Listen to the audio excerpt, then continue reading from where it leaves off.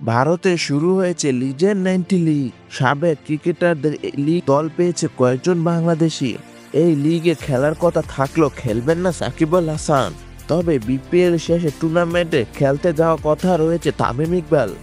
Dubai জায়ান্টসের হয়ে খেলার কথা ছিল সাকিবের, তবে টুর্নামেন্ট শুরু হলেও দলের সাথে যোগ দেয়নি এই অলরাউন্ডার।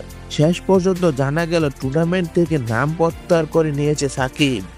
দুবাই এসে ভারতে যাওয়ার বদলে যুক্তরাষ্ট্রে ফিরে গেছে তারকা অলরাউন্ডার। গত 6 ফেব্রুয়ারি ভারতের ছত্তিশগড় রাজ্যের রায়পুরে মাঠে গড়িয়েছে লিজেন্ড 90 লিগ, যা মূলত জাতীয় দল থেকে অবসরে যাওয়া সাবেক ক্রিকেটারদের নিয়ে একটি টুর্নামেন্টে পর্দায় নামবে আগামী 18 ফেব্রুয়ারি। টুর্নামেন্টে বর্তমানে চ্যাম্পিয়ন দুবাই জায়ান্টস। সাকিব সম্প্রসারিত টেস্টে ও টি-20 ক্রিকেট থেকে অবসর নিয়েছে, তবে ওয়ানডে খেলার কথা ছিল। চোখের সমস্যার কারণে ব্যাটিংয়ে সেরাটা দিতে পারছেন না। অ্যাকশনে ত্রুটি ধরায় নিষিদ্ধ হয়েছে বোলিংয়ে, তাই খেলছেন না চ্যাম্পিয়ন ট্রফি।